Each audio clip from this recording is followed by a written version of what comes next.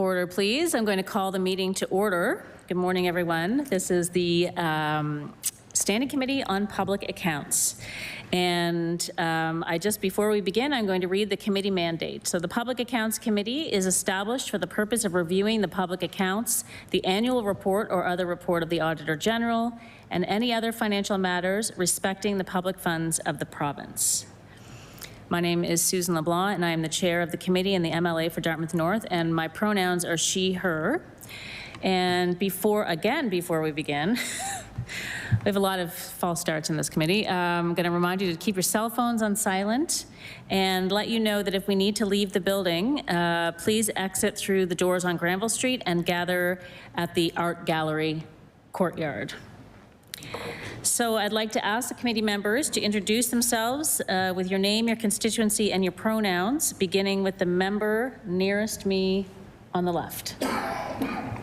Good morning, folks. Marco McLeod, MLA Pictou West, he, him. Good morning, Brian Wong, MLA Waverley Fall River Beaverbank, he, him. Good morning, Tom Taggart, MLA for Colchester North, MLA Taggart or Tom. Good morning, Tim Mouthett, MLA Bedford Basin, he, him, or Tim? Hi, Lisa Lachance, Halifax, Citadel, Sable Island, they, them. Good morning, Derek Mumbercut, MLA Sitting Member 2, he, him. Ian Rankin, Timberley Prospect, he, him. Thank you very much. And we also have officials from the Office of the Auditor General, the Legislative Council Office, and Legislative Committee's Office in attendance.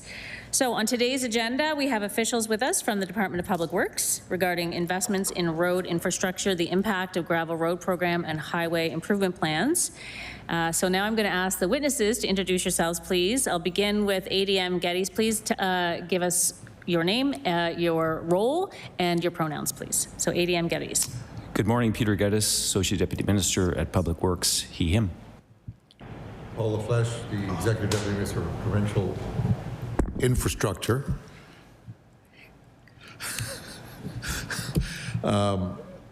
Deputy Minister of Municipal Affairs, Deputy Minister of Public Works, he, him.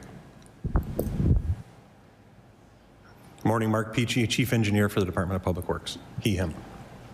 Good morning, Donald Maillet, Executive Director of Construction for Department of Public Works, he, him.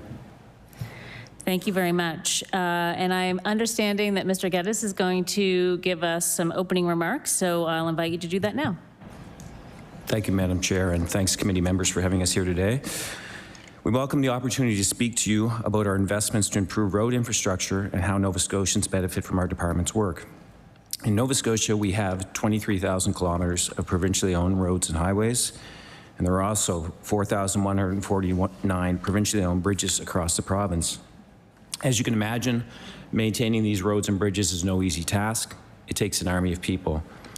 More than 2,000 hardworking people at the Department of Public Works have dedicated their careers to preserving and improving this infrastructure, and we're very grateful for what they do. Our roads do more than get us to where we want to go. They connect our communities across the province. They support trade and give Nova Scotia businesses the chance to grow. They also represent thousands of good-paying jobs across our province.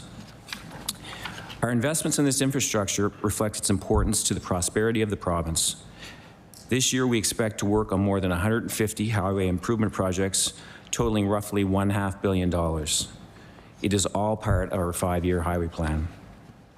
The plan also covers the work we will do on our gravel roads. Nova Scotia has more than 8,400 kilometers of gravel roads, which is roughly 35% of the provincial road network. Keeping these roads in good, safe condition is essential for those in rural communities.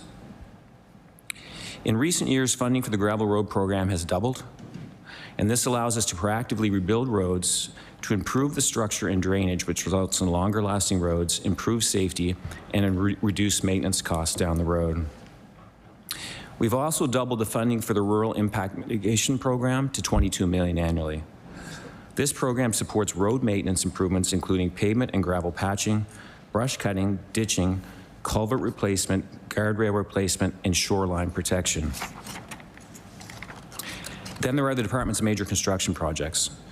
All of our major projects will continue again this construction season and include the Port Hastings Rotary, passing lanes on Highway 107, Seal Island Bridge Rehabilitation Project, Highway 103 Argyle Interchange, Highway 103 twinning from Hubbards to East River, Highway 104 twinning from Taylor's Road to Buktakek, Highway 107 twinning from Birdside to Lake Loon, and the Highway 102 Aerotech connector.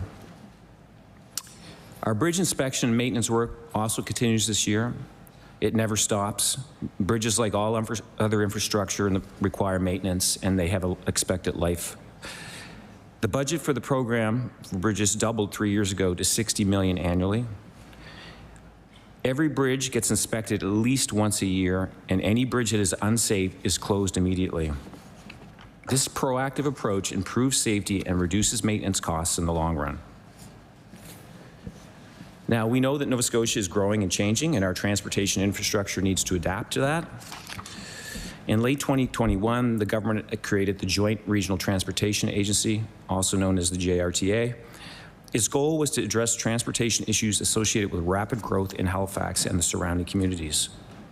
The work of the JRTA has been a tremendous success and has earned praise from many other jurisdictions across Canada. This past legislative session, the JRTA evolved into Link Nova Scotia, a province-wide agency that will improve our transportation options. This is how we will advance efforts to ease congestion and provide transportation solutions for the entire province.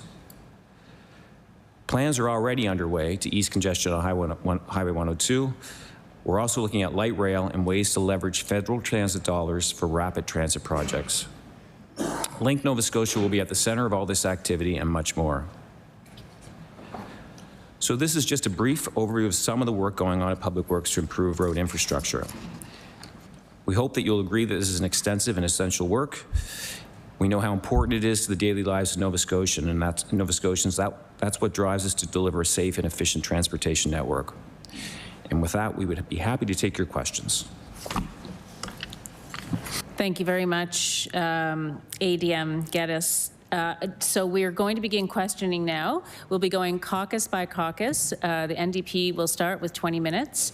When the end of the 20 minutes happens, I may have to cut someone off mid-sentence. I'll try not to do that. But I also just want to remind everyone to wait till the chair acknowledges you before you begin speaking. And if you need to, you can check to see if your microphone is on by this little red light. You don't need to touch your microphones, but just wait till the microphone comes on before you begin. So with that, I will recognize MLA LaFleche for 20 minutes. Great, thank you very much. And thanks for being here today. So I think I would like to start with the JRTA. So certainly, the announcement of that initiative, it was and continues to be really important. I think, concerns about how to get around the province and how to, as you pointed out, Associate DM Geddes, around things like trade, commerce. Like we need options for people to be able to work in different locations, sell things in different locations, and do that efficiently and safely. So with the JRTA, originally the focus, of course, was on sort of, the Halifax regional municipality and connector zones. And the plan was to develop a regional transportation plan. We were expecting the plan last fall. We had understood that it would be made public, but it still hasn't been released. And can you tell us when the plan will be released? I understand the change to Link Nova Scotia might have affected things, but I really think, we were expecting this, the plan to be public and to be released. ADM Geddes, please. Thanks for the question. Can't give an exact date on release. I will say that the minister has received the plan and it's being reviewed right now. One of the things we're focusing on is implementation, how we can address the things that are identified in the plan. There are some issues that we are already working on that you may be aware of that are certainly related to the JRTA mandate. One of them was the 102 corridor study, which we're initiating, and the other one will be the light rail piece. So some of the work that's contemplated under the JRTA mandate is already getting underway. But as for the plan itself, it's currently still under review with the department. MLA LaChance. Great, thank you. And I think certainly those pieces are very intriguing around the 102, light rail, but without having a chance to see the full plan, it's hard to assess sort of where that sits, what are the, near and long-term goals. So can you tell us just, a couple of final questions on the release date. Why has the release date been delayed, and when is the last time that that folks here had a chance to review it before it was submitted to the minister for approval? ADM Geddes. So in terms of why it's been delayed, I think there's been a couple factors: election, the changes in the legislation around the JRTA as well, to new minister that the JRTA reports into, a new deputy minister, new structure that's being created around the JRTA as well. They're staffing up as well. So it's really just been a matter of getting everything lined up at this point in time. The second part of your question, I'm not sure I heard the second half of it. Could you just repeat the second half? Sorry. MLA LaChance.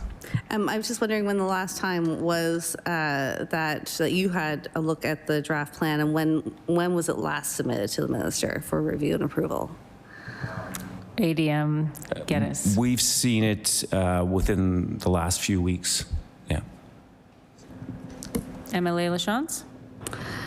And so with the delay of the report, just wondering how to contextualize some of the plans that have been announced. So the 102, Highway 102 corridor improvements, are those foreseen within the report that the JRTA developed, and were those plans developed within the $1 million contract that had been awarded to the JRTA for the development of that plan? ADM Geddes. I'm not sure.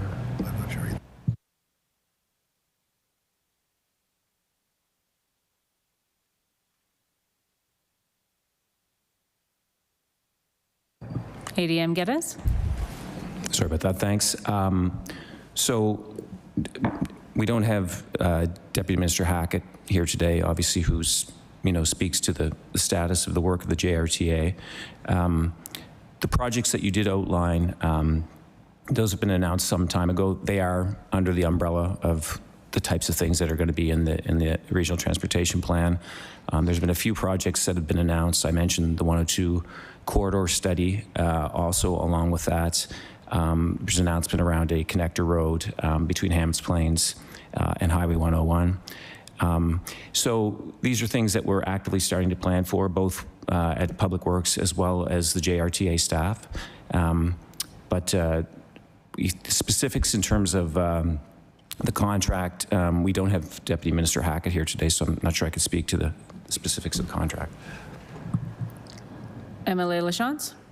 And I am wondering if you could speak to, though, what's been done in terms of the contemplation of light rail for the province thus far. So what type of plan or process is being undertaken at this point? What do you think will happen within this year, for instance? ADM Geddes. So I think the only thing that's been announced around light rail so far is the intention to undertake a study. As a component of that, consultation would be a key part of that for sure, including both municipalities as well as the public. The department is having conversations all the time with MLAs about what's important in terms of regional transportation. So we are getting some feedback informally right now through those conversations. But as part of the rail study, there'd be a more comprehensive consultation process. MLA LaChance. I wanted to turn to a question that all of us think about and talk about, which is actually around potholes. And so I actually, I did not know that, in fact, that you can submit requests for compensation from pothole damage. And, certainly, like most people who travel on the highways in Nova Scotia, this has occurred to me personally.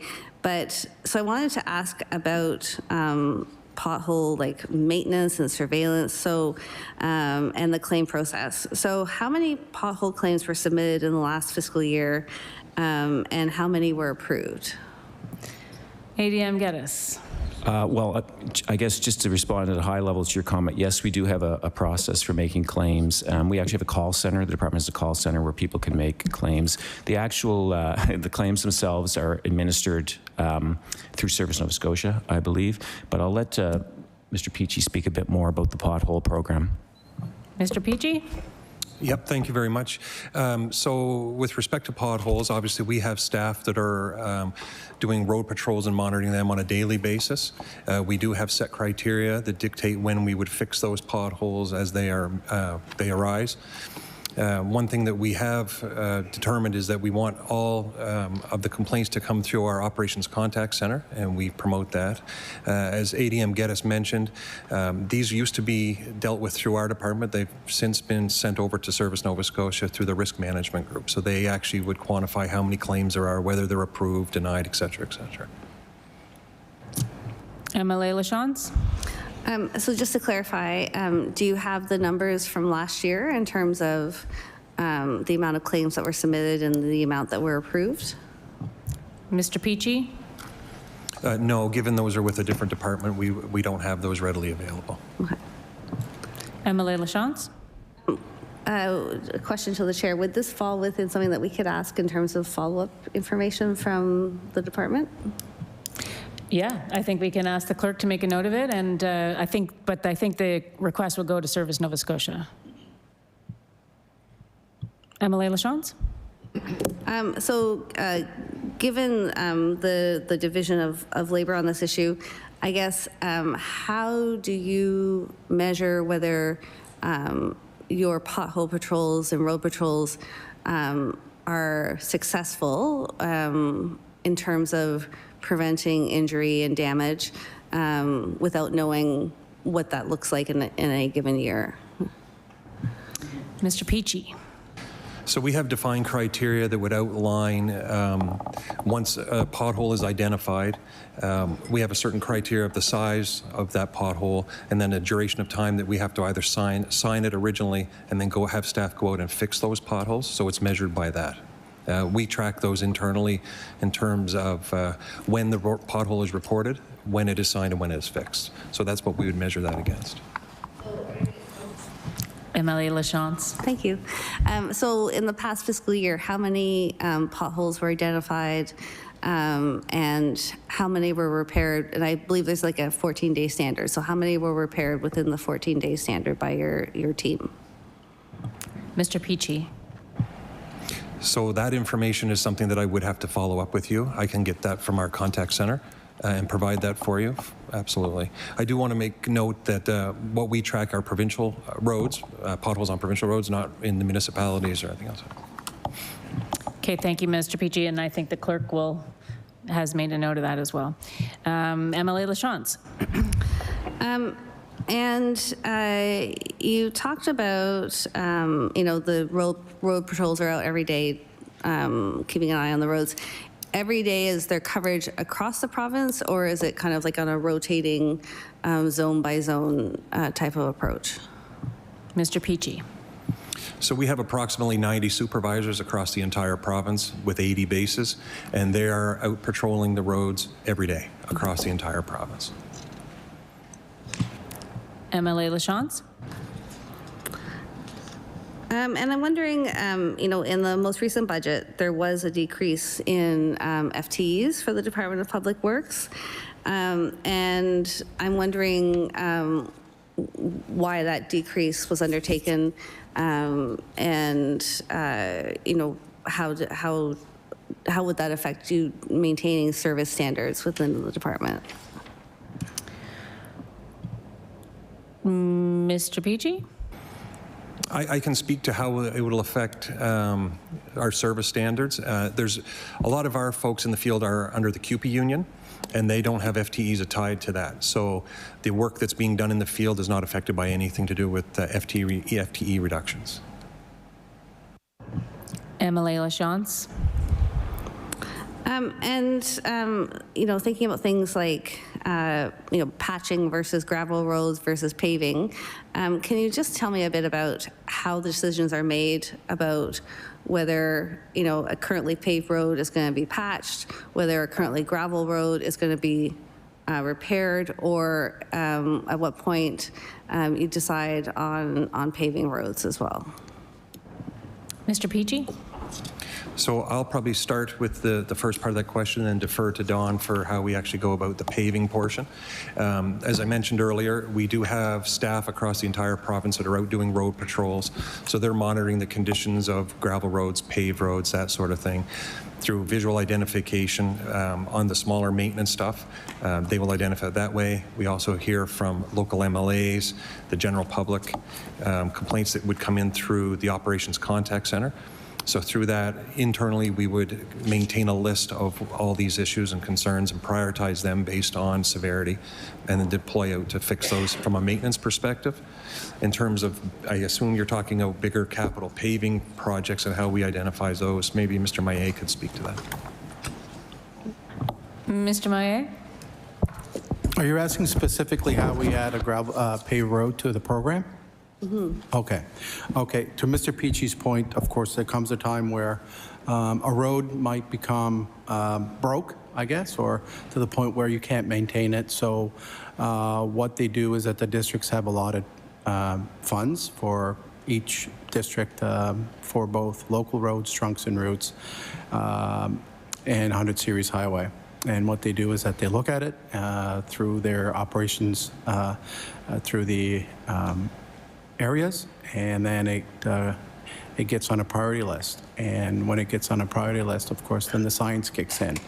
And once the science kicks in, we send out our technical people. We start looking at it. We look at the distress matrix of the road, see how deformed it is, how many ruts there is, what the ruts are, how much cracking there is, and then from there we come up with a rating system.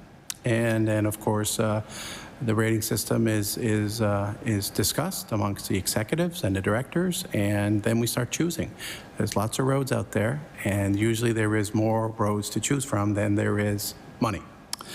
So it becomes what comes first.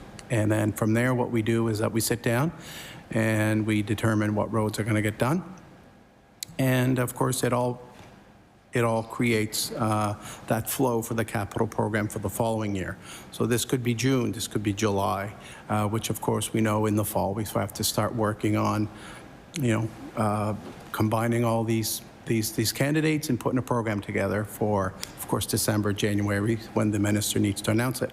But prior to that, we sit down with our technical people and we determine what type of treatment or rehabilitation would be required to actually sustain a fairly good life cycle of that road, given the traffic volumes, given the sub-base infrastructure and whatnot. I guess whatnot is a very vague term for today, I guess, whatever. And a lot of things around the ditching, around the culvert work that needs to go around to make sure that you have a sustainable subgrade to sustain the traffic, of course, because water is not your best friend in this case. So to that, what we do is sit down and we bring our technical people in, of course, and we discuss it between the director, chief engineer, and myself. And we look at a fairly cost-conservative or cost-effective way of treating a road, and we've got lots in the toolbox.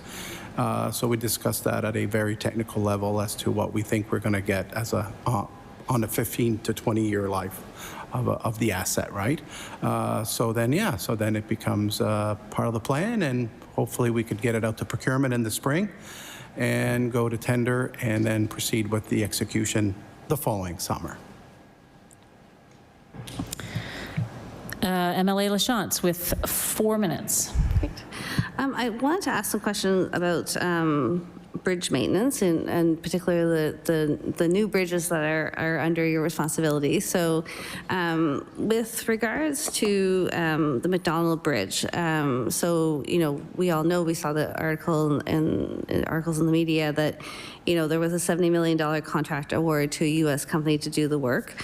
And so we understand that perhaps there isn't a Nova Scotia company who could have done that work.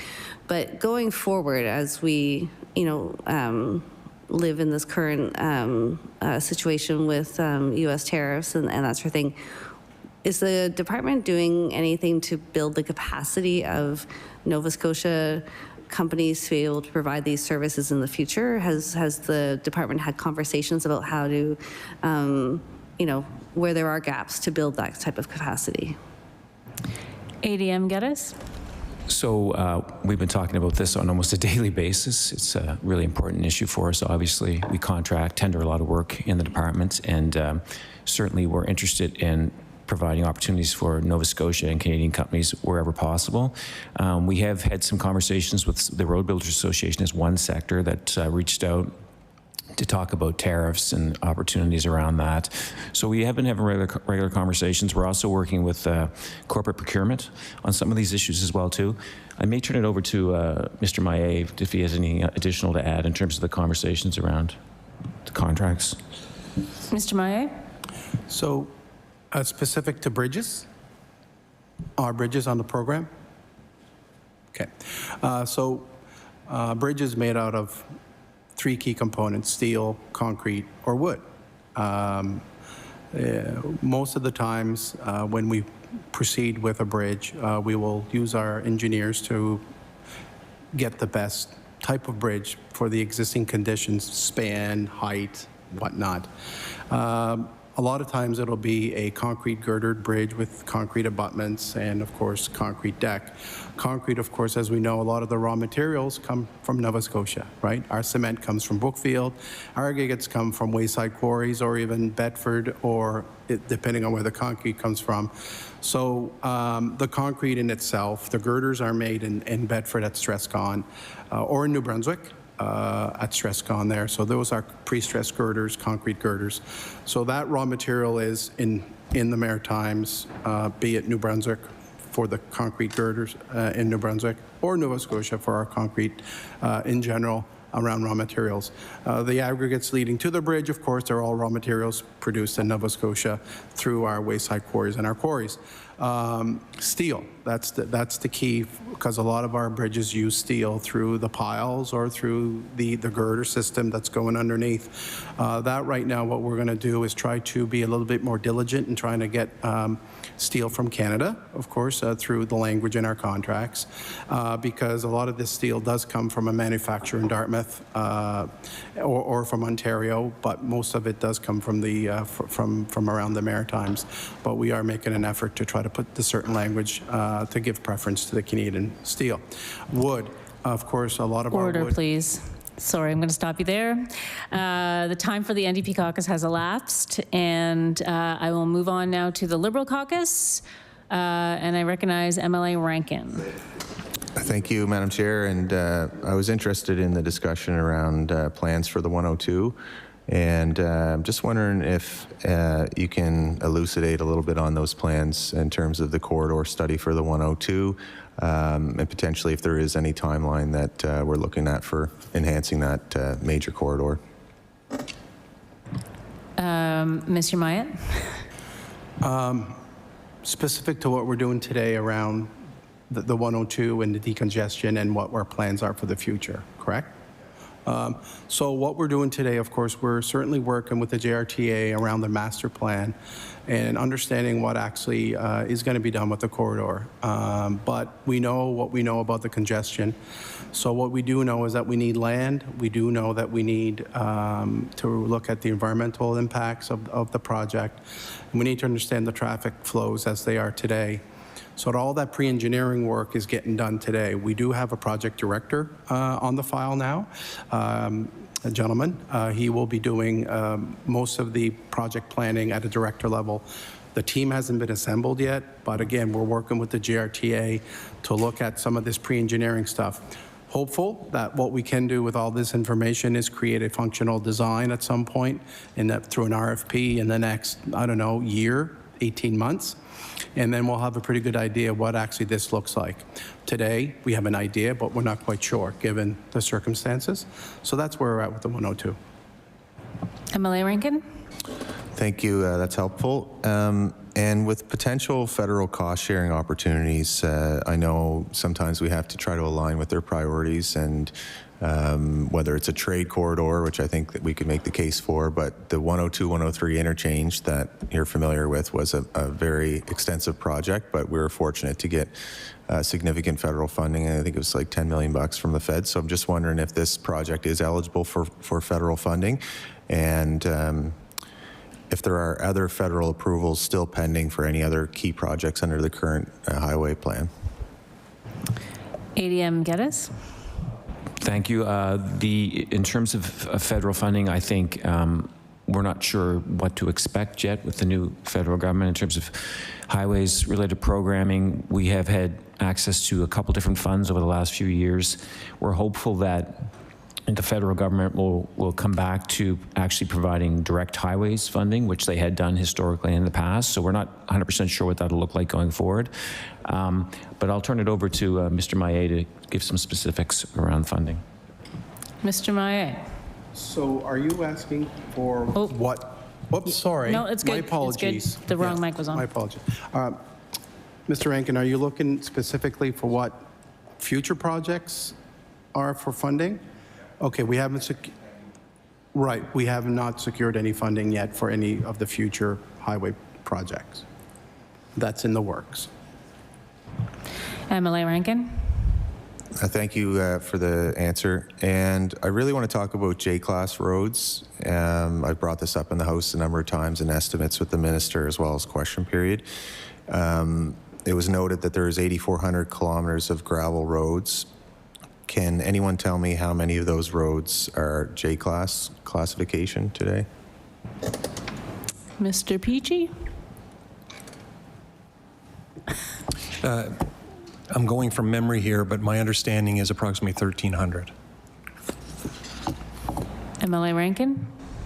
Okay, so that figure is familiar. That's what the minister gave me in terms of how many J-class roads there are in the province. So maybe I'll phrase the question a different way. How many of those 1,300 kilometers of J-class roads are gravel, and how many are already asphalt today? Because they still maintain their classification, and that's the issue I'm going to be getting at. But we have a budget here for J-class roads for the 1,300 kilometers. Do you know how many are gravel and how many are already paved? Mr. Peachey? I don't know the exact number, but it would be approximately 60% gravel, 40% paved. MLA Rankin? And am I right to say that $2 million, I think is the figure for the budget, is just directed for that 60% of roads that are gravel that need there's a TCA budget, tangible capital asset. So we have $2 million in the province for just the roads that are gravel to be enhanced. Is that correct? Mr. Peachey? That's correct. So we have a $2 million allotment. $1 million is from provincial funding. The other $1 million comes from the municipalities. The way we define it is it goes towards a betterment for the road, which would either be from gravel to asphalt, or it could be from gravel to double chip. MLA Rankin? And so we have almost 600 kilometers of roads, if the 40% estimate is around right. That means that we have a number of roads that don't have a budget. What happens with these roads that are now coming due for repaving, that were paved in a program 20, 30 years ago, that are deteriorating? A lot of these residents in HRM, but in other municipalities, and they basically pay comparative tax rates, property tax rates, provincial taxes. And they would have even paid an area rate, many of them, to enhance them 20, 30 years ago. How do we assess those J-class roads, and where is the budget line for them?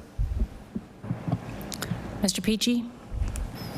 So we assess these, again, back to the comments that were made earlier, through road patrols with staff out on the road. Those are funded through district funds, the allotments that our staff would have at the director level in the districts. MLA Rankin? And how does a district fund come up with the kind of scale of funding that's needed to repay roads that are normally listed in the capital plan, so residential roads, secondary roads?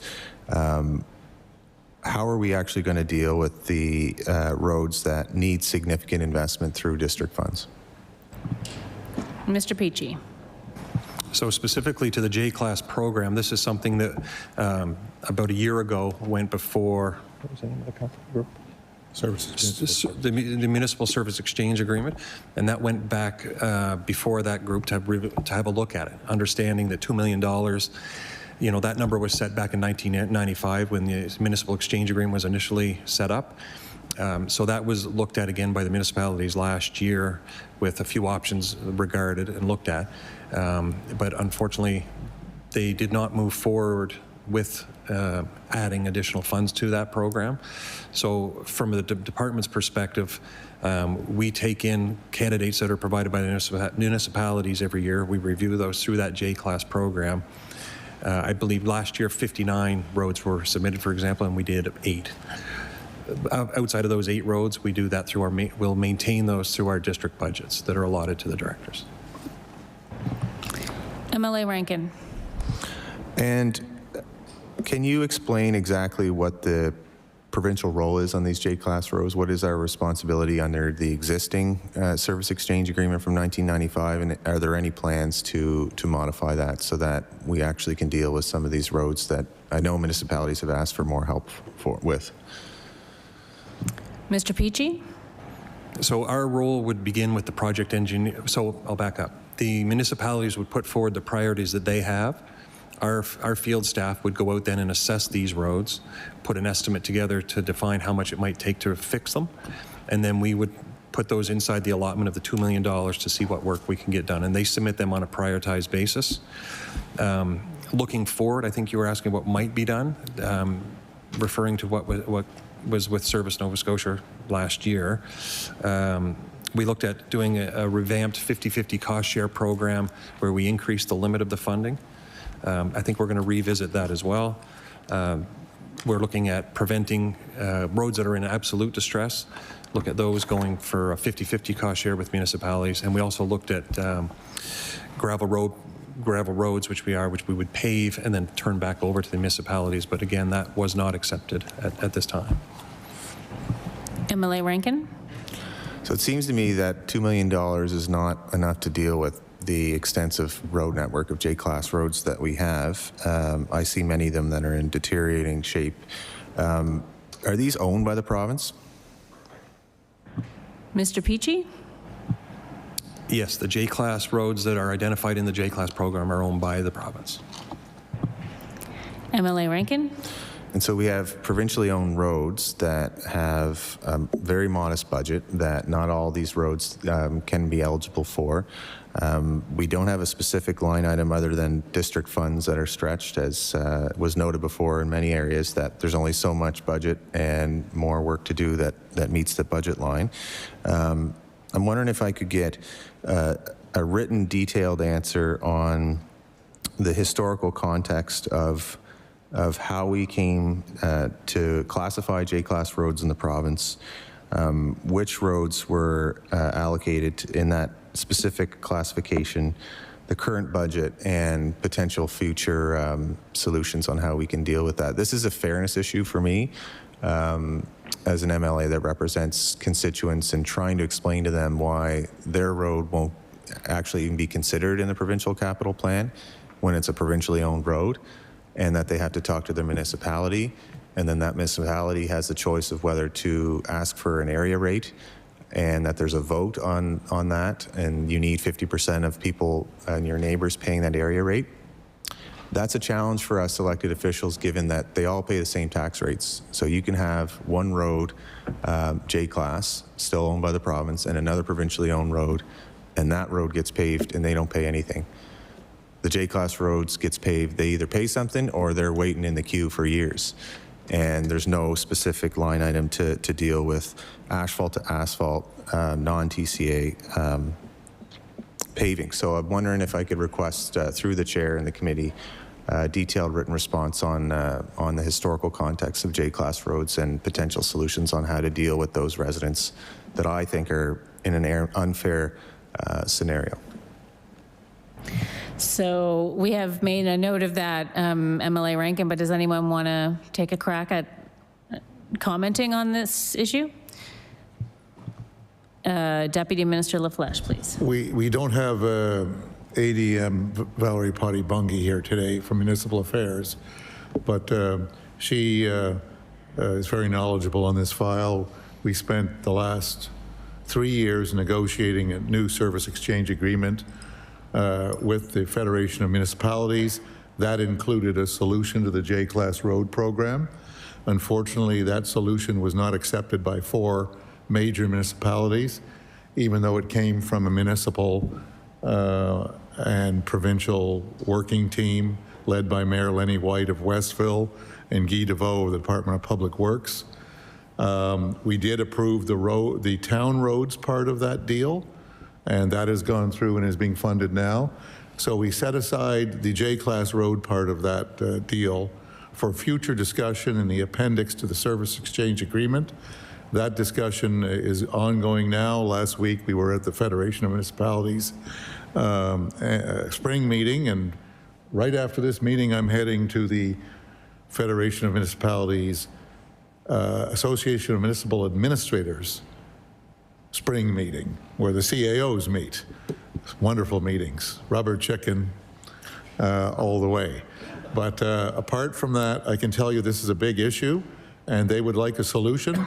But we felt last year without 4 of the bigger municipalities on board, we could not get to a solution.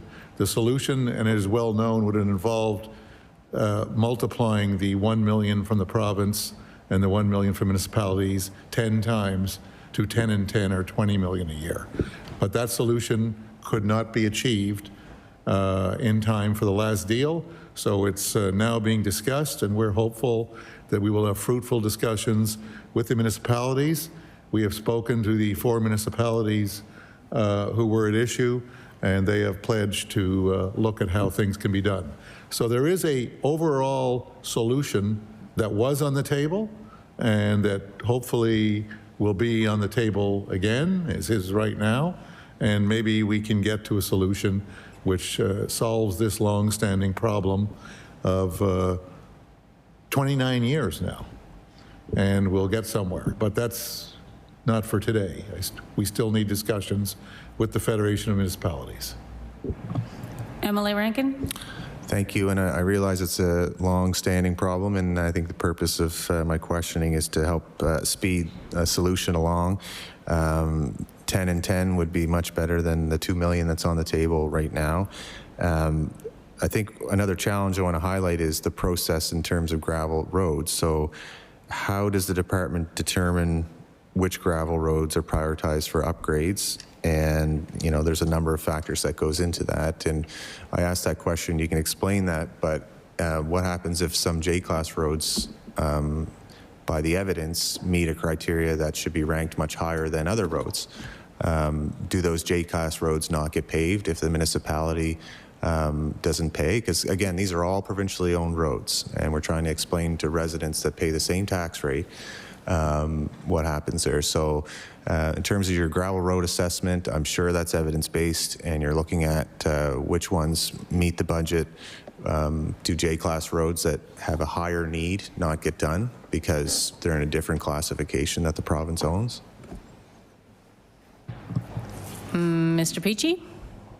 Yeah, thank you. I think you might have answered your own question there. So the J-class roads are separate from the gravel road capital program, so they don't qualify for that certain defined pot of money. Yeah. MLA Rankin? So what I'm highlighting here is 2 classes of residents in terms of the services they get. And people don't really care about what order of government pays for their services. And so I think that's important for today.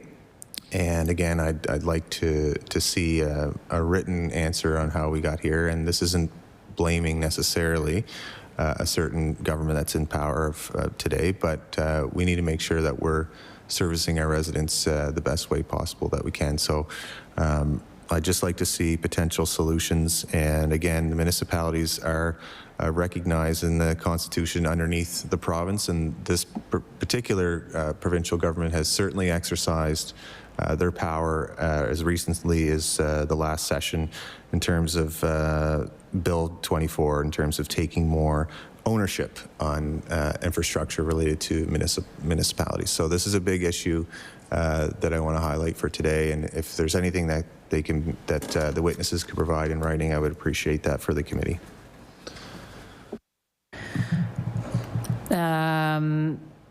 Mr. Peachey? Yeah, okay. Sure, yeah, no, I acknowledge With 3 minutes, sorry.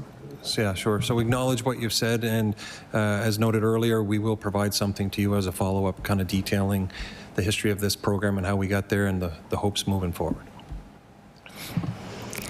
MLA Membercat. Thank you. So 3 minutes? Give or take. 2 minutes and 15 seconds. Okay, wow. I won't have much a chance. I get a second round anyway. I just wanted to say it was, Mr. Maillet, when you were talking about steel, it was a compelling argument to reopen Sydney Steel, I guess, but I'll start off by just asking a quick question. I know I don't have time, and it's around the rail study that CBU has been working on. Can I get an update on that? And my question to the team is that a viable option for transportation in the CBRM, in your opinion? Deputy Minister LaFleche. Again, Deputy Hackett is not here. He would be the one to answer those questions, but I'll make a limited attempt with my limited knowledge of it. That study was commissioned through Cape Breton University. They have a consultant on the project. The study has come forward in draft form. I actually had my hands on it maybe 52 minutes ago. It's about that thick, and that I got it late yesterday, so it's just in draft form, hot off the press. And the CBU is really the sponsor of it, and it's a significant study. It indicates the parameters around for which one could have. So this is commuter rail. This has nothing to do with container terminals and cargo rail and CN or anything like that. This is local commuter rail in Sydney, and I say the word Sydney on purpose.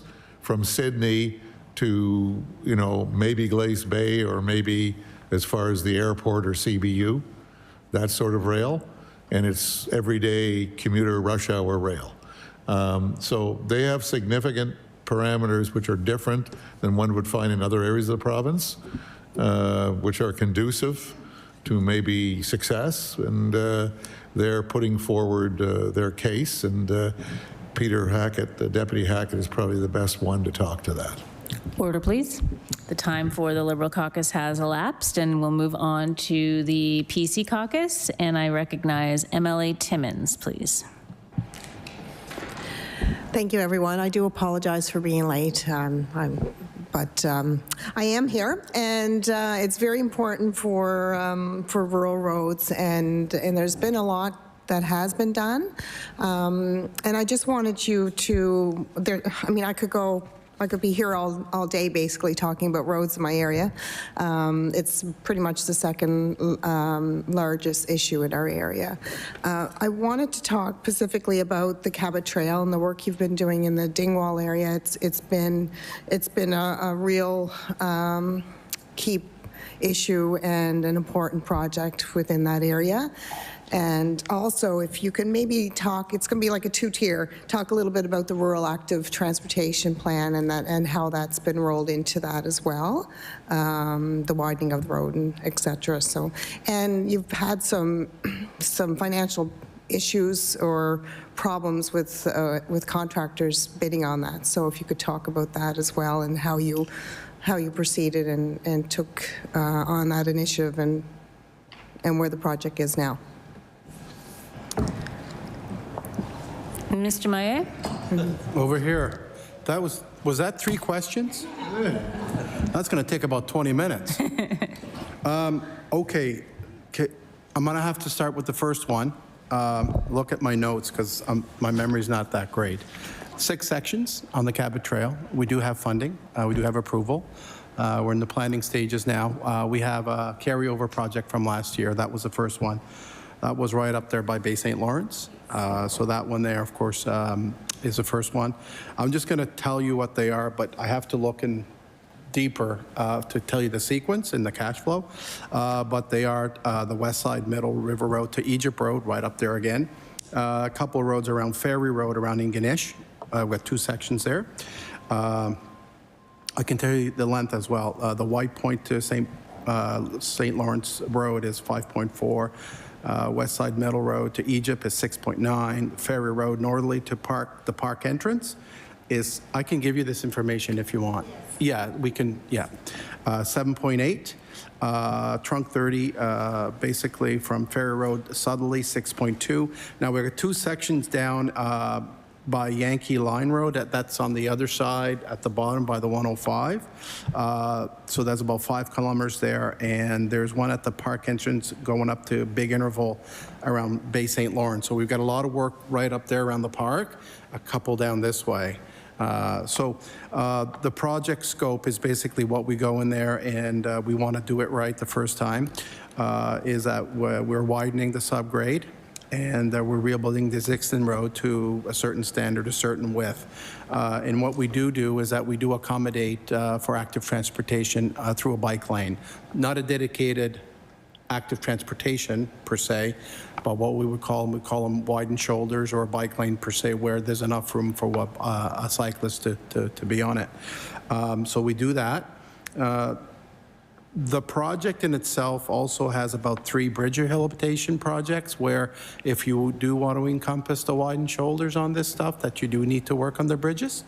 We have 4 bridge replacements. And now we say bridge replacements, but 3 of those are fairly large culverts over 3 meters, which we would consider a bridge, and 1 full replacement of a bridge. So that's that. So that's the work. About 41 kilometers in all.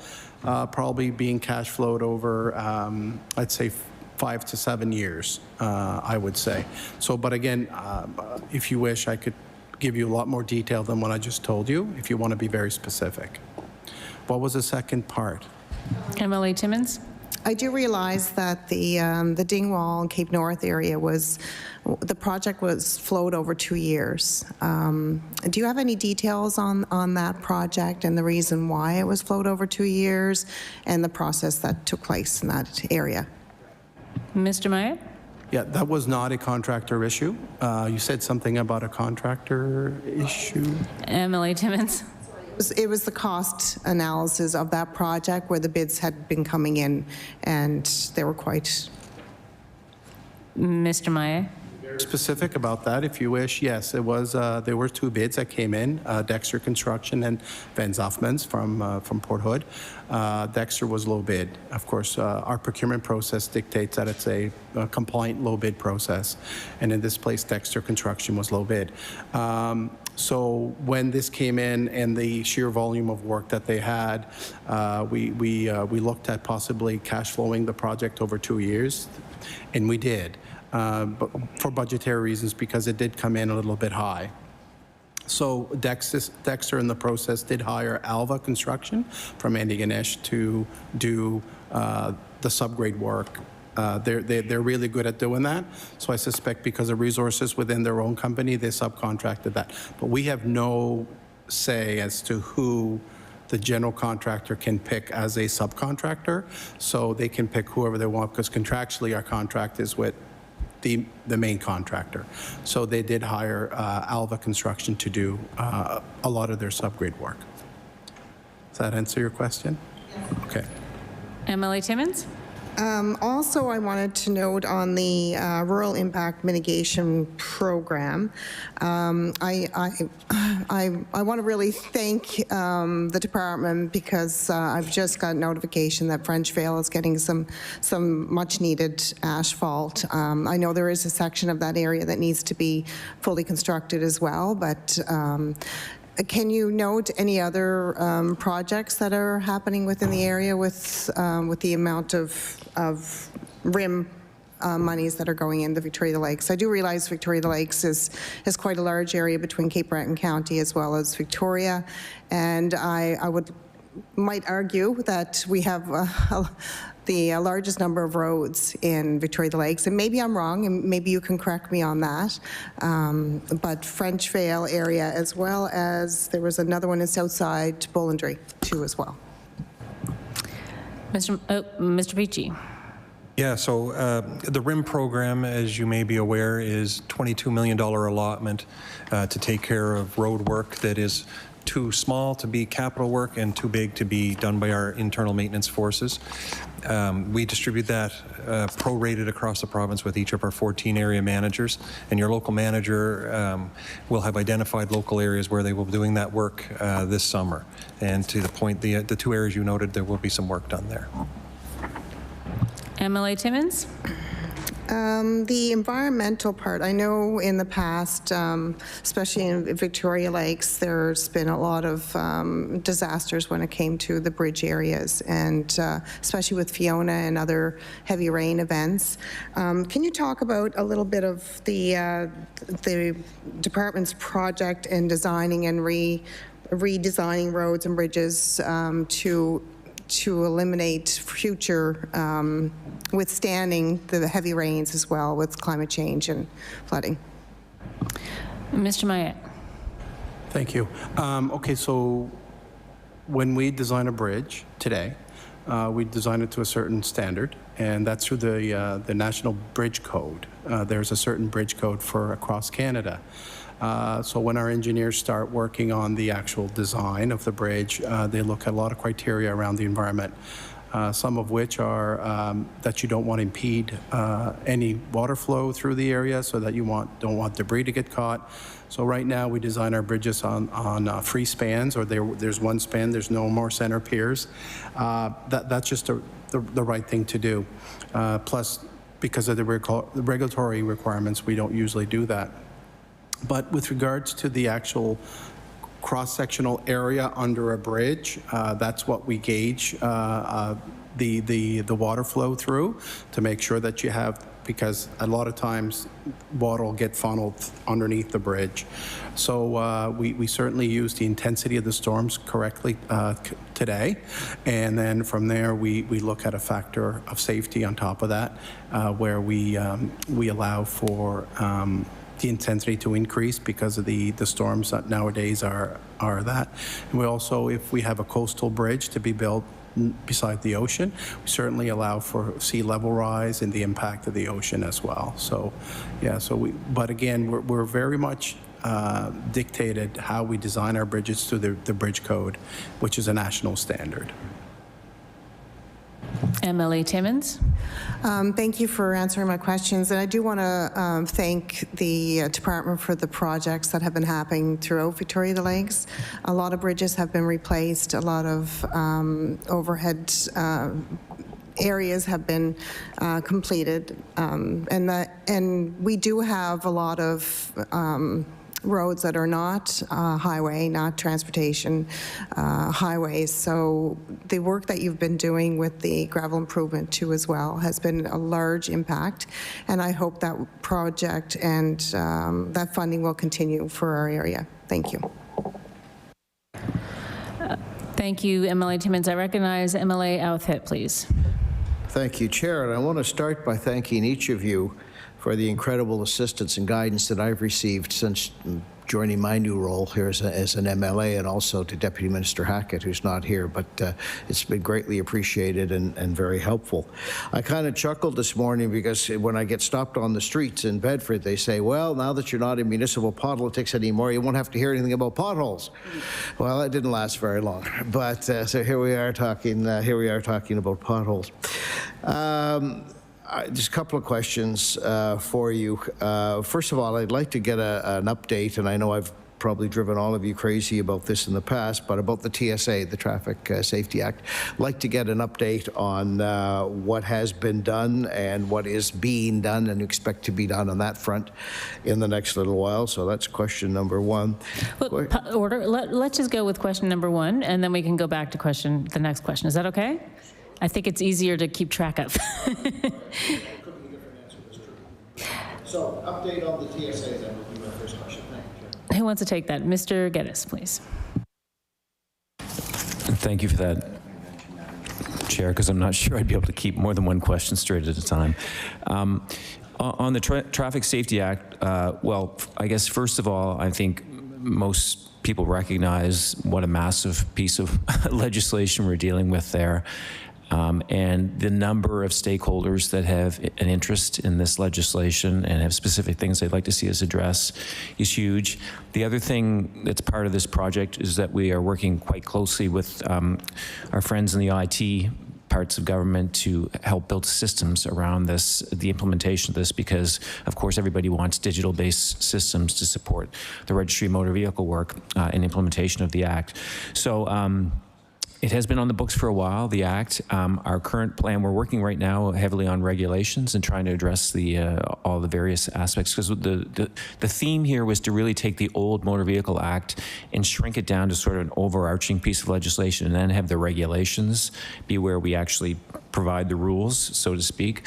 So we're well underway with the regulations, and we're well underway with the IT solutions. We meet regularly, probably every 2 weeks, on the IT aspects of implementation as well too. Our notional date of implementation is in calendar 2026 is for proclamation and implementation of the Act.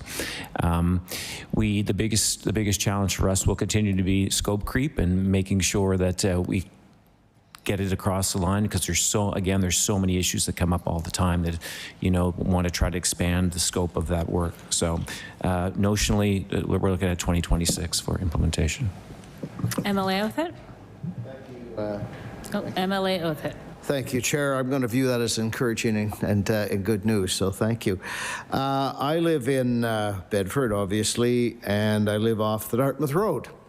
And things have gotten, in my unscientific opinion here, things have gotten a little better since we've opened the Sackville-Bedford-Burnside connector. And I'm just wondering, first of all, what feedback you're receiving, if any studies have been done, or is it mostly anecdotal like that I've gone through, but I've seen great improvements on the Dartmouth Road, on the Windmill Road, on Magazine Hill, but what are you seeing and hearing since we've opened that connector? ADM Geddes? Yeah, I can start, and perhaps Mr. Maillet might have some more specifics because he was well involved in that project. So it is mostly anecdotal, but we've heard lots of very encouraging news about the effectiveness of that highway. I think most people that drive it find it a really great piece of highway. It has taken a lot of traffic load off Magazine Hill, which has been very positive as well too, and put it on what I consider to be a safer highway, which is the new highway. I think folks that are commuting from Sackville to Burnside have found a huge difference associated with the road. So overall, again, anecdotally, we haven't got to the stage, I don't believe, where we've done any traffic counts or studies yet. That may be in the works, and I'll let Mr. Maillet speak to that. Mr. Maillet? Right. I guess if we back the bus up maybe 10 years or so, we did look at the planning portion of this project, and there was an anticipated amount of percent of traffic that was supposed to go via 107. Don't have those numbers here today, but it was significant, possibly in excess of 50%. Our last count on Magazine Hill was somewhere around the 13,000 vehicles per day, both directions. We do notice, to ADM Geddes' point this morning, that at peak hours that the traffic is just not as congested it is right there in Burnside. And we don't see no congestions off the 107. The roundabouts are running very freely, and things are going well. So what we are going to do, of course, is go back and put some counters up, and we're going to start counting vehicles and seeing exactly where the splits are, both on Magazine and on the 107. But so far, so good.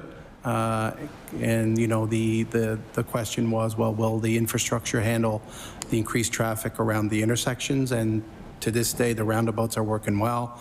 We're not seeing any congestions back up on the roundabout. So very positive feedback today, but no specific data today.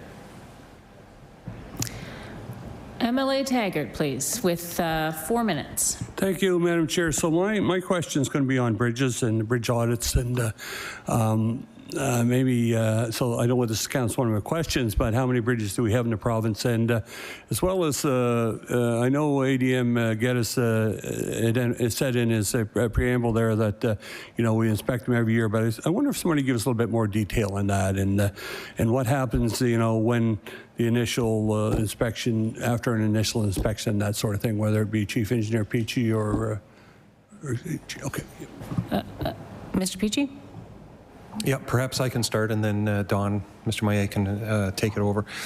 So we have a designated number of bridge engineers and staff across the province that will perform level 1 inspections annually. Each one of our between 4,100 and 4,200 bridges get inspected with a level 1 visual inspection every year. And if they happen to trigger a level 2 inspection, those will be done as well.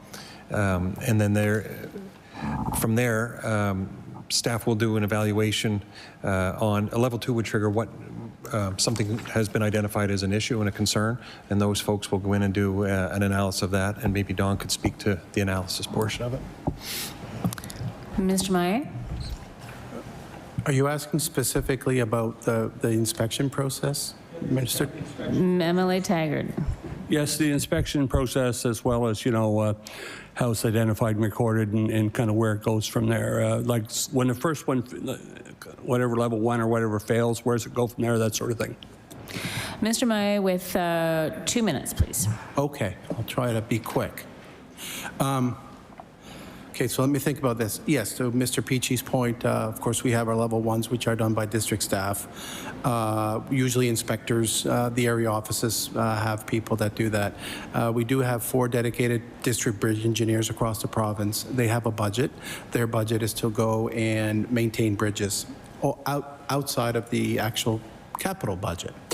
It's an operational budget.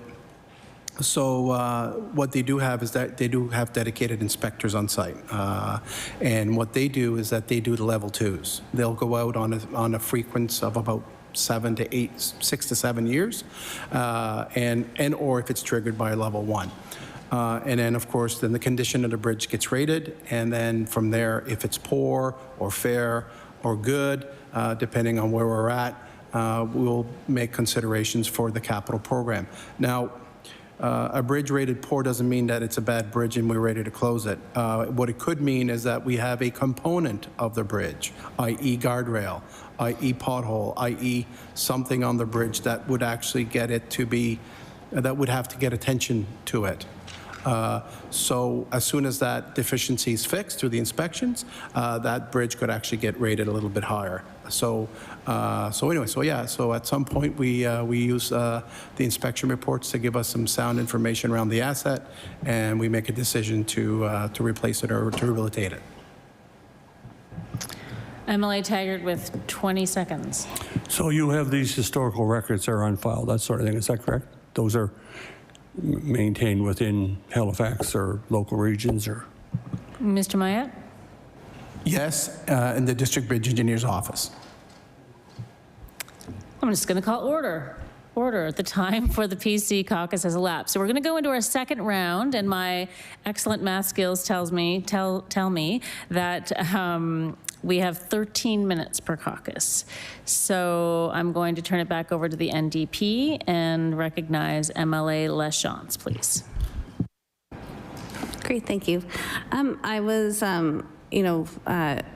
encouraged and not surprised in earlier conversation when Mr. Geddes, you talked about the fact that, of course, you're talking every day about how to build the capacity and to engage Nova Scotian companies in the work of the department. So can you tell us, like, how do you determine if a company is Nova Scotian? Does it have to be headquartered in Nova Scotia, or are owners as residents a certain percentage of the workforce? How do you determine a Nova Scotian company for the work that you do? ADM Geddes. Thank you very much. So that is a much more complicated effort than one might immediately think. So this is being talked about right across the country. I was on a call with colleagues across Canada talking about this very question. We are working with our procurement services provincially, because we're obviously not the only government department that's tendering work, hiring companies do that, and we're really relying on their support to help us with some of this guidance. I know most of the questions that have come up around this would be on the tendering side. Mr. Maillet would be involved with. I'm not sure if he has any more to offer, but I will say that it's something we're thinking about. We're trying to develop some guidance around it, but it is very complicated because you can have a Canadian company who can only get one piece of material from a United States vendor, and where do we sort of draw the line in terms of what counts as a Canadian project or Canadian-made products, goods and services? So it is complicated, but maybe I'll see if Mr. Maillet has any more to offer from the tendering perspective.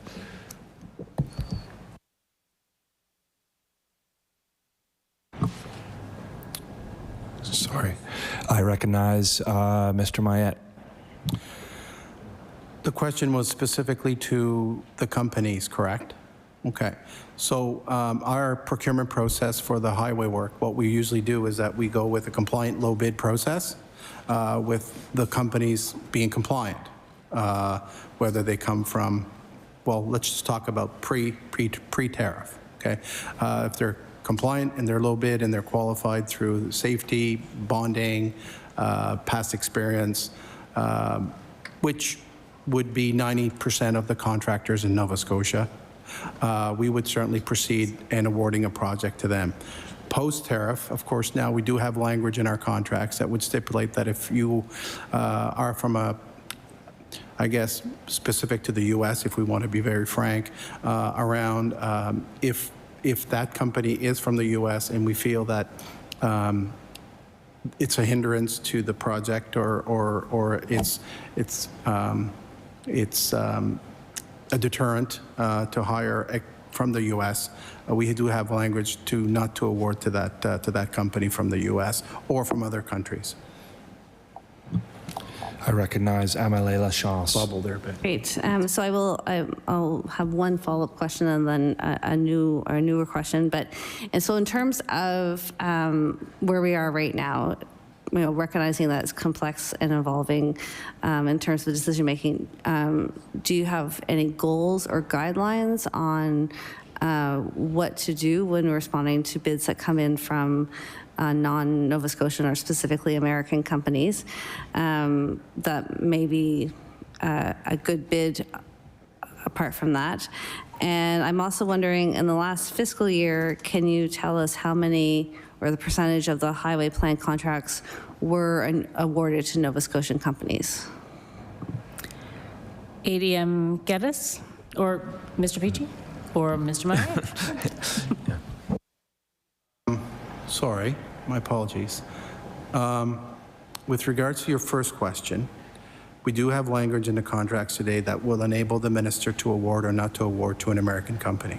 Very clear. Based on the tariff and the issue of it being penalizing Canada or Nova Scotia. So, with regard to the split as to who got awarded what last year, I don't have that at my fingertips, but I can tell you that we would probably have the majority of the awards going to Nova Scotia companies, a fraction of the awards going to New Brunswick companies, a fraction of the awards going to PEI companies. And I know of about 2 contracts that went to an Ontario company. Now, things get complicated as to where they get their materials. And pre-tariff, of course, we were fine, everybody was great. But now we have to be a little bit more diligent as to, where's the steel coming from, where's this coming from, where's that coming from. Understanding that the majority of the materials for our projects are raw materials from Nova Scotia, right? So yeah, but if you wish, we could give you the breakdown as to what companies. So you're talking the 24-25 fiscal, correct? Yeah, no, we can get that very easily for you. Well, can I, oh, sorry. I guess that's where their office is. Okay, or where they run their business from. I'm not quite sure if that's where they're registered as a business. I'll give you an example, if I may. Miller, for example, they're a fairly large, big company. Well, that's the previous name for Miller. They would have their main office or their parent company would be in Ontario. They have several offices around the Atlantic provinces. So we would consider them to be a New Brunswick company because their head office in the Maritimes would be that. Dexter Construction, for example, they would have their main office in Bedford. They would be a Nova Scotia company, but they also do work around the Eastern Canada. So, but we have a lot of companies like that. Yeah. MLA LaChance, please.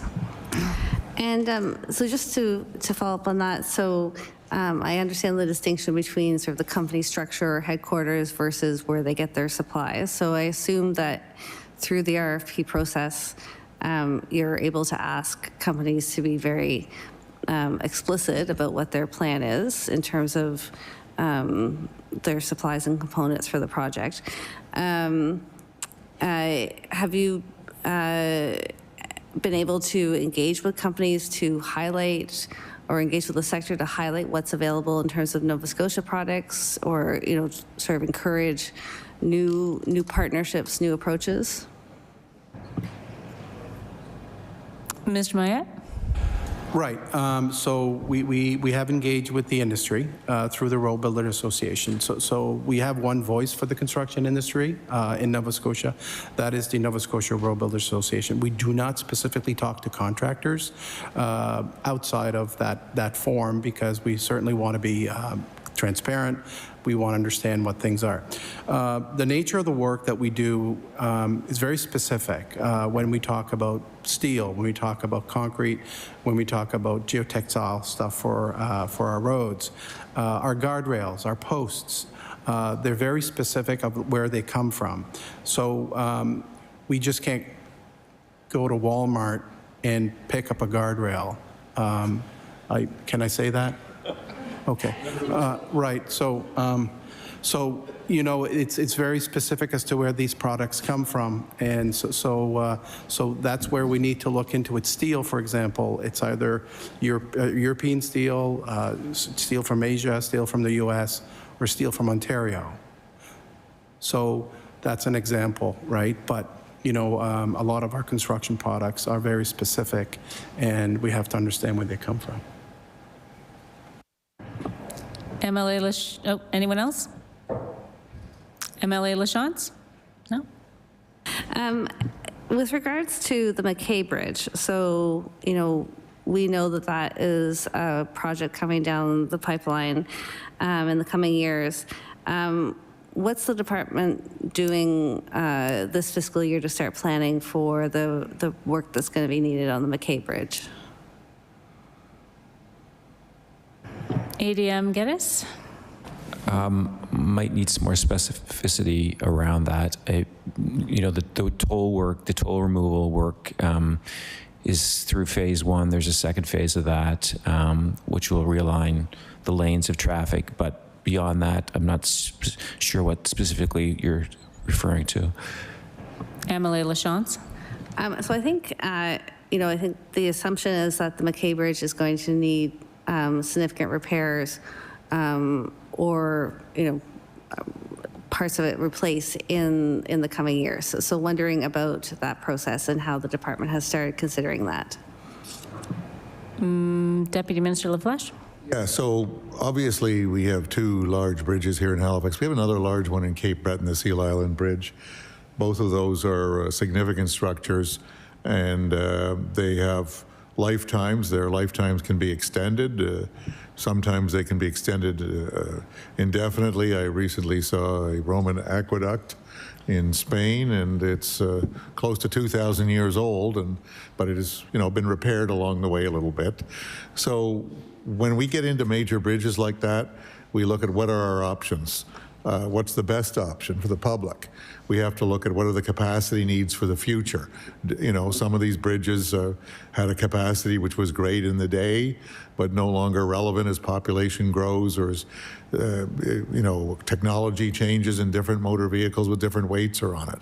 So we're doing a major paint job on the McDonald Bridge, and we did the big lift a few years ago, which has extended its life considerably. Seal Island Bridge we're looking at in terms of its lifetime, and McKay Bridge we're looking at. So right now what we're basically doing, or the Bridge Commission is doing, is looking at what is needed for the future of the McKay Bridge. Probably, we may be talking 30 years out. Do we need more capacity? Do we need a different bridge? Do we just simply repair that bridge? Can it be repaired? Can it be upgraded? All of those big questions. No answers. We're early days. And I'm sure if we had Deputy Minister Hackett here, he would be able to address that better than I can.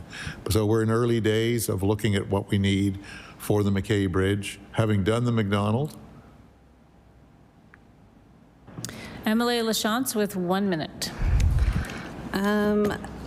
And I'm just wondering too, I know sometimes in the bidding process, the bids come in over budget, or there may not be an appropriate bid. In the past fiscal year, how many tenders had to be canceled or reissued because there was no match with a proposal?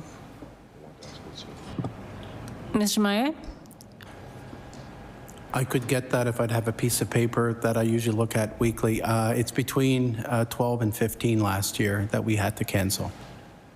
But I can certainly get that specific number for you. Great. So I think the clerk has made a note of that. MLA Lachance with 10 seconds. I will cede the remainder of my time to my colleagues. That's very generous.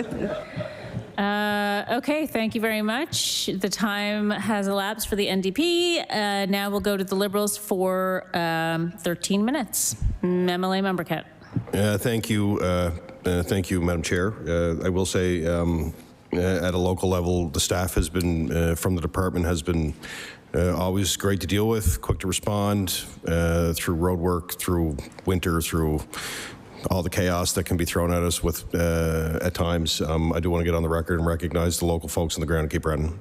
They do excellent work, and us politicians really couldn't do the job without them. So just a shout out to them. So I'm going to go back to rail, and I appreciate the comments from the Deputy Minister. And I do want to talk about the larger portion of rail in Cape Breton. There's a lot of conversation around it lately. The whole conversation around interprovincial trade and breaking down those barriers, and having the ability with resource development and some businesses that are actually advocating that are established in Cape Breton now to look at that portion of rail again, which has been a journey, as we all know. I remember talking with the deputy almost 10 years ago now in this job about the time way back when in the rail bed and ensuring that it stayed intact. So I guess my question through you, Madam Chair, to staff is there a study being looked at now? And this is coming through questions that back and forth I had with the Premier here during question period. Is there a study underway now, or is the department looking at doing a study on the viability of reestablishing that rail?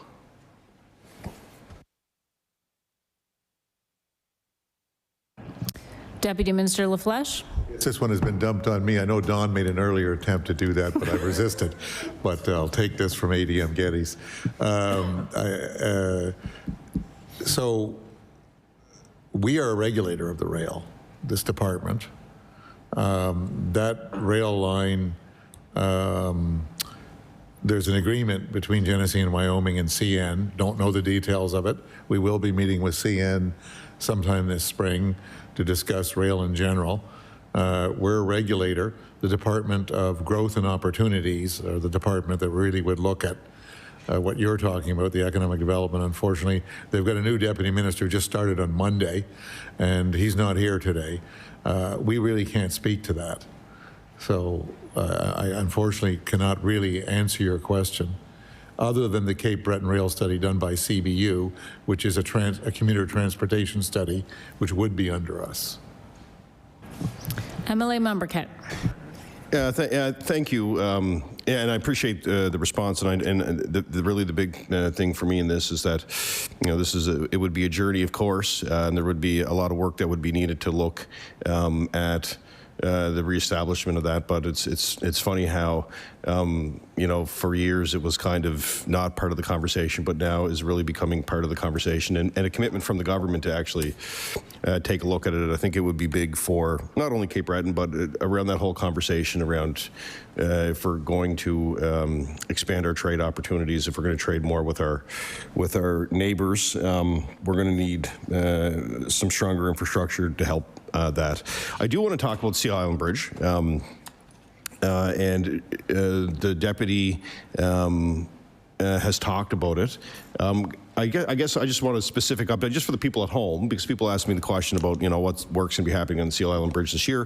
What's the timeline? So my question, Madam Chair, through you to the staff, is can they provide a detail kind of update for what's going to happen this year with the Sea Island Bridge and a timeline for the work to be complete? Mr. Maillet. Okay, so we do have work going on right now. I believe that we finished that project probably late last year. It was to fix the verticals. And of course, through the analysis through Cowie, we did determine that we needed to put a little bit of work on the bridge, around $40-some-odd million of rehabilitation work to give us that extended life cycle that we were looking for to give us time to look at a new bridge. This year we have probably 2 tenders coming out. Probably the first one will be within a month, and that will be for the substructure, the footings, the concrete. The concrete is somewhat spalling right now. Bridge is safe. Bridge is safe. Yeah.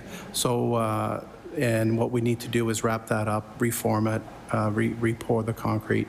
That's a significant amount of work. It doesn't sound complicated, but it is.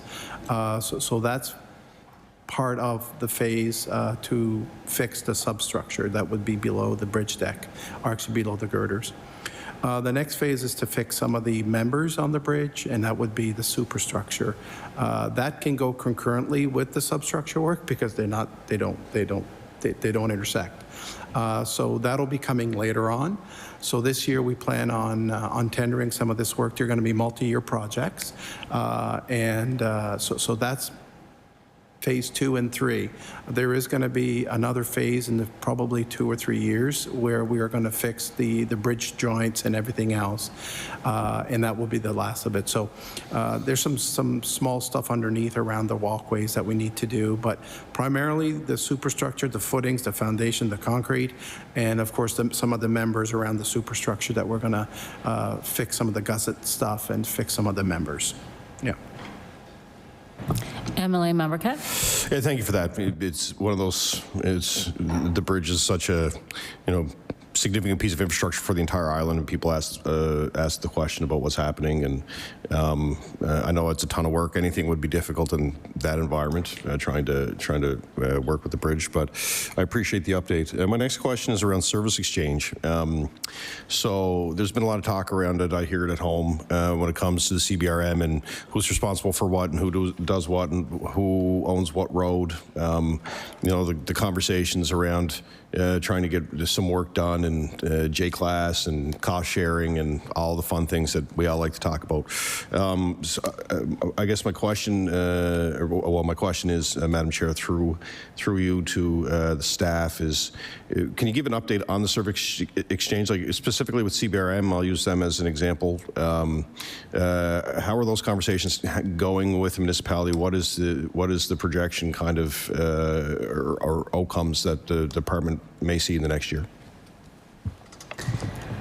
Deputy Minister LaFleche, please.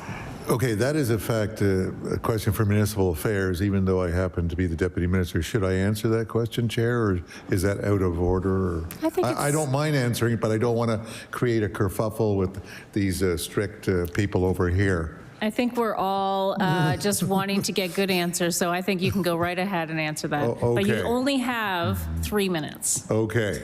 Well, service exchange, and your question was specific to CBRM, so I will tell you that. So the new mayor, Mayor Clark, who's also the old mayor, as you know, has come down and visited us many times. He visited the premier and he visited the various ministers, Minister Lohr of Municipal Affairs and Minister Tilley and so on.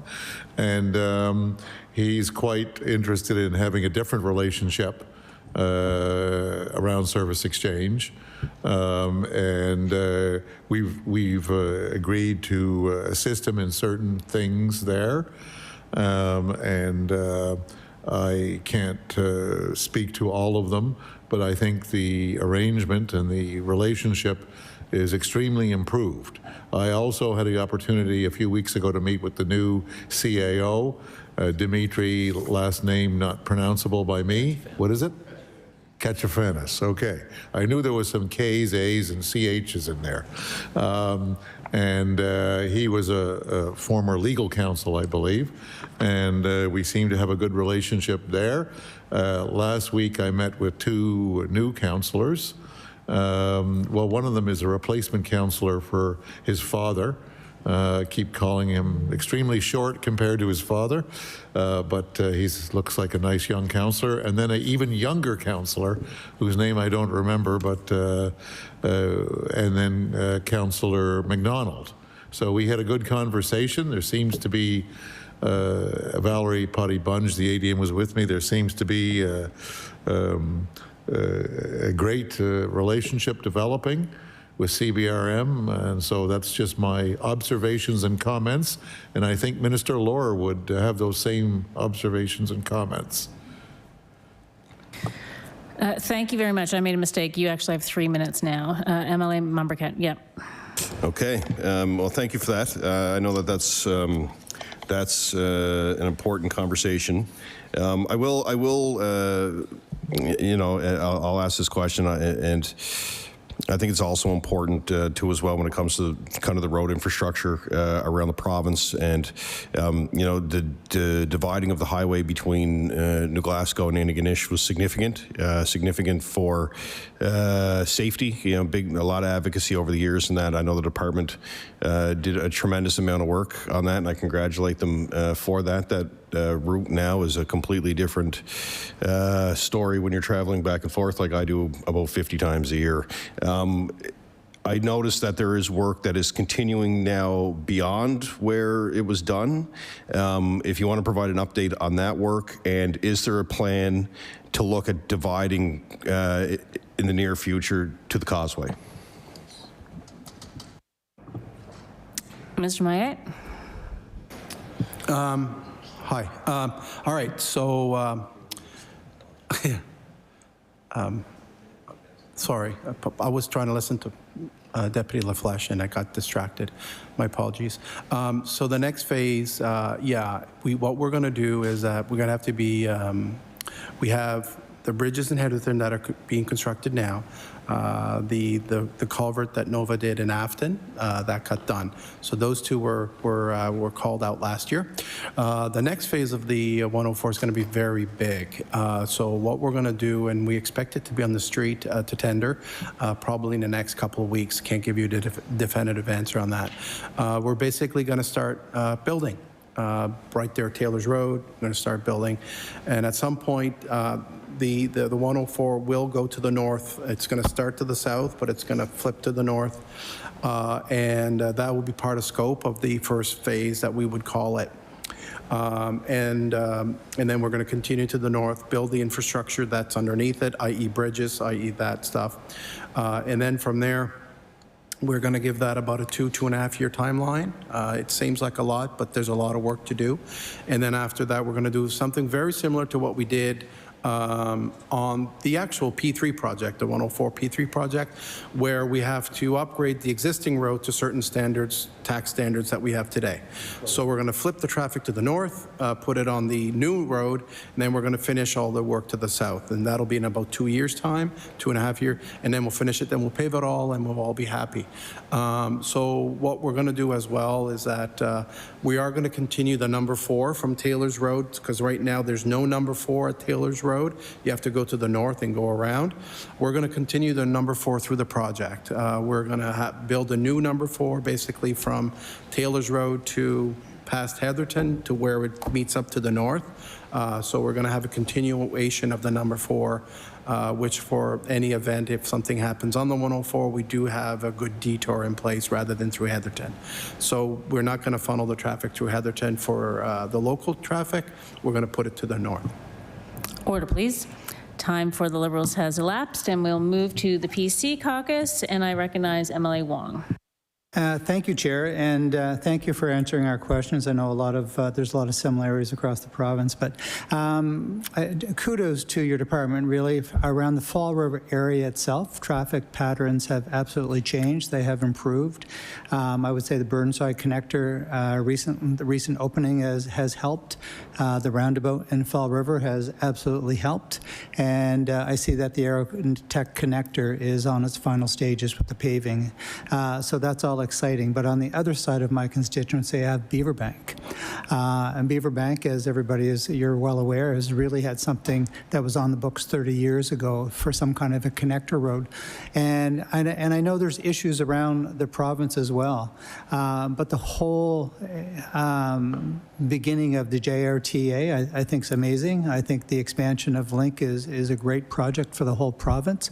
But I'm just wondering what has to happen within community for them to for a community to get a connector road. I know when Hammond's Plains was announced earlier, my constituents in Beaverbank were all excited, saying, are we next, are we next? But I'm just wondering in general, what has to happen in order to get put on the books for a connector road? Deputy Minister LaFleche. Great question. So there's two parts of that question. First of all, we have to know that, it's needed, wanted, required, and that's part of the work of the JRTA or Link Nova Scotia. And we have to obviously hear from the public, and you mentioned that that's out there, and we've heard it, okay? So we've heard that, but I would be in trouble with Deputy Premier Adams if I did not mention we are also heard about the Shearwater connector, okay, Minister Adams? Make sure she gets that. So we hear about the public, we then analyze it. A lot of work is done. In fact, Don's team works with Link Nova Scotia to look at the demand for such a road, the need, what it would do. We work with housing on the future requirements. We work with education on the school issues. So all of the things that people sometimes say we don't do, we actually do. We look at all those things out there, the rec facilities. So what is the requirement for that type of road? How important is it versus the previously mentioned Shearwater connector or any other connector? You mentioned Hammond's Plains to 101. And then presumably that comes forward to government in a process for approval. It may or may not come in the aforementioned JRTA plan. We're waiting to see. So it is talked about, it's known, and we'll see what happens. MLA Wong. And thank you for that. And I have one more question for you. It really requires more of a yes or a no, but you did talk about working with the Federation of Municipalities and increasing the budget for J-class roads from $2 million to $20 million. J-class roads for most of us they're a big issue. You did mention that 4 municipalities I think were holdouts. I'm just wondering if you could let me know whether HRM was one of those municipalities that supported or did not support the increase to $20 million. Oops. Deputy Minister LaFleche, you were doing so well. Now you're good. So it's not my place to mention that. You could ask the NSFM. It was their road committee. And, you know, we had probably 40 to 45 out of 49. We just felt with 4 big ones it wasn't correct to go ahead. Let me just say it wasn't the 2 biggest, if that answers your question. MLA McLeod. Thank you, Chair. In Pictou West, we have several roads that are provincially owned, but they're unlisted and unmaintained. And what I've seen is property owners, as they go to develop along these unlisted and unmaintained roads, they run into a snag because to get their building permit, they need access to a road that's up to provincial standards. So my question is, for these, you know, these roads that we own but we don't maintain and we don't list, what's the future hold for them? Are we offloading them? Are we going to do work to them? What's the future hold there? Mr. Peachey? Yeah, so we have a number of unlisted, unmaintained roads across the province, and essentially what they are, we call them a road, but they're just a right-of-way of the Crown. So from Surface Exchange in 95 going forward, we no longer make new roads. We don't build new roads for ourselves outside of 100 series. So what we do is there's a few different options that can happen. We can have a local road association take over that road. We could have the municipal units upgrade and take over that right away. There's also an opportunity through a request to purchase where local landowners are able to go in and purchase that right away. And there's some details that come around that where you have to have adjacent landowners sign off and agree for that person to purchase that. So that's the type of stuff that we deal with those specific right-of-ways. MLA McLeod? Okay, thank you for that. I also wanted to mention the gravel road program. I can't say enough good things about it. It gives a facelift really to some of these old country roads. And there's one in my neighborhood a couple miles from where I live. And, you know, it's really important, these rural routes. I know the milk truck driver who drives it every day is very thankful that it's been part of this program. But I was curious, is there an expiry date for this program? Like, is it going to sunset? And if it does, where are those funds gonna go? Mr. Peachey? Yeah, I'm not aware of a sunset time for the gravel road program. As you may or may not be aware, it started in 2017 with a budget of $10 million. It was subsequently doubled to 20, and then in 2021 it was doubled to $40 million with an additional 15 added to it. So it's at $55 million for the last few years, and I'm not aware of it having a sunset there. Thank you. MLA McLeod? Thank you very much. That's all my questions. I'll hand it over to MLA Outfit. MLA Outfit, please. All right, and thank you, Chair. As I mentioned earlier, I live in Bedford in HRM, so I have a little bit of familiarity with congestion, let's say, but also some familiarity, as you mentioned earlier, with some improvements as well that we've seen with the 107.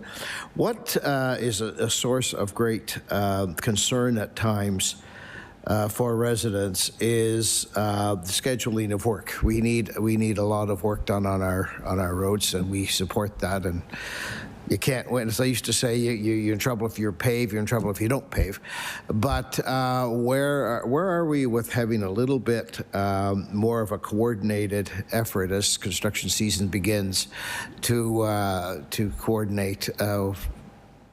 You know, I use the example, you can't do the Bridge, Magazine Hill, and Bedford Highway and the 102 all at the same time, or even 2 of those. And I laughingly share the story that at the intersection of the 102 and Hammonds Plains Road one day, one pothole was filled before 9 in the morning, and the traffic backed up to the Chicken Burger. True story. So what are we trying to do, and maybe this is a role for the JRTA, to try and coordinate better the work, this necessary work, A, and B, looking at off hours and overnight and weekends, these sort of things. Just what's going on behind the scenes to recognize that we are no longer a one-horse town and we have congestion issues. Mr. Maillet? Thank you. Well, That's a loaded question. We do look at a lot of things, of course. The traffic is a big hindrance as to how we can perform our work. We all know that. What we do want to do is that we do want to get our people and the contractors' people very away from harm's way within the construction zone. We certainly want to give them the benefit of working safe and being able to go home at night. That's first and foremost with us at the department and with the contractor. We have that great relationship with the road builders where we work around this type of work all the time, and we certainly work towards getting our work zones safer. Part of that, of course, is traffic, distracted drivers, and how we manage traffic to our construction sites. It's extremely important. And that's a function of volumes, right? So we know historically that anything on the 102 south of Stewiacke probably have to look at special times of the day where we can have the contractor work or not, because as soon as you do a lane drop and the traffic increases at those peak times, it can cause a lot of havoc. So on a job-specific thing, we certainly look at the traffic volumes, location where it's at, the nature of the work, and the proximity of other work that we have within the area. So that's what we do there. A lot of times, basically, south of Enfield, we'll probably do at night, right? The prices are a little high, but certainly it is a lot safer for the contractor and for our people on site. Give it the specifications we have around the lights that we require around the construction site. So that's another option that we could look at. Specifically to the relationship with HRM and how we do that, sometimes we do intertwine between construction sites. So we have a committee with them, and we certainly share information as much as we can around where we're at, how we do things at time of our tenders, specifically around our right-of-ways and our roadways. So we certainly share that information with them, try not to impede their work, and they don't try to impede our work. MLA Taggart, please, with 3 minutes. Thank you very much, Chair. I just, you know, you folks have been doing a lot of work, new work, the routes, that sort of thing. Expropriation must become a problem. You know, could you somebody give us a little information on, you know, how you, the process of working with landowners and that whole expropriation process. I fully understand the greater good or community need, that sort of thing, but working with those landowners, who wants to give us a little update on that? Mr. Maillet? Be right with you, sir. I just need my facts. So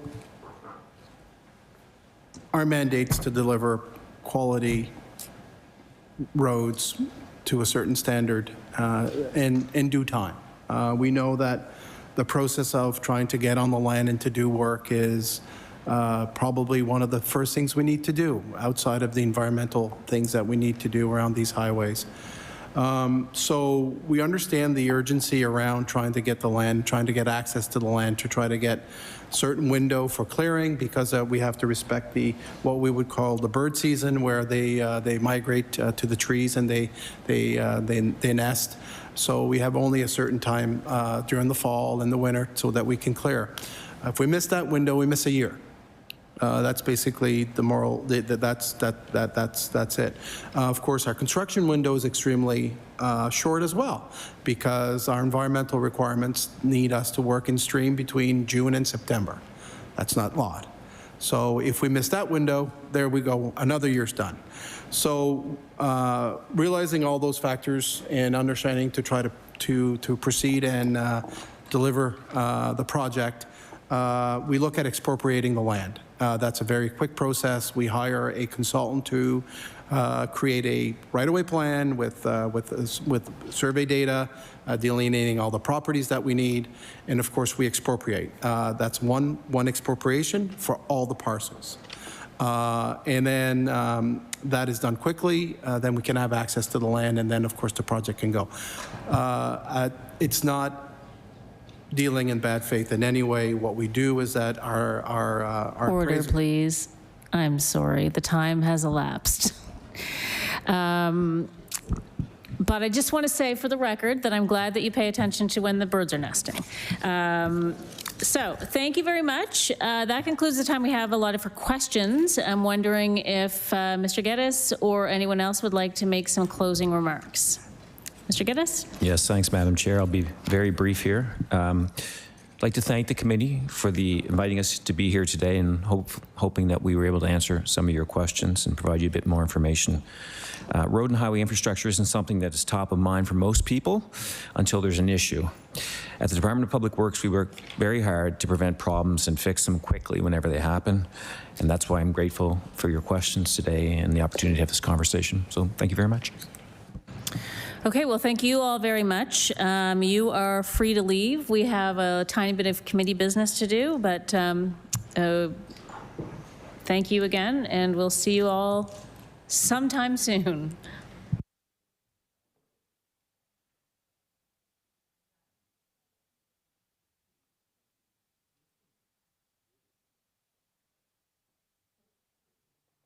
We'll just recess for 2 minutes.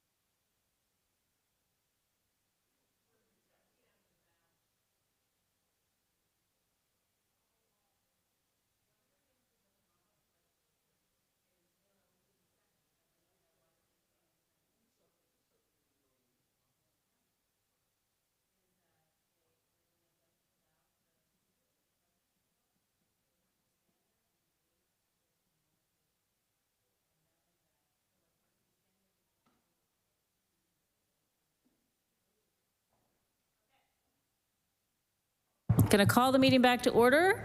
Order, please. So we just have one item of business, and that is the record of decision from the Subcommittee on Agenda and Procedures from the April 30th meeting. You all have a copy of the record of decisions on your desk.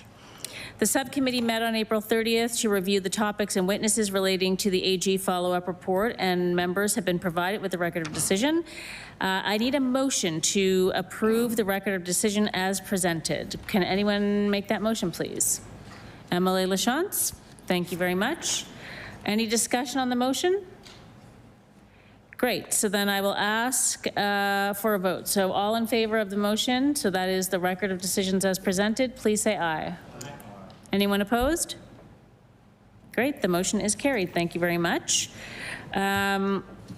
Our next meeting date is May 14th, 2025, and the topic is the Department of Communities, Culture, Tourism and Heritage regarding government grants and subsidies for festivals and community events. If there is no further business, I will adjourn the meeting. So the meeting is adjourned. Thank you very much.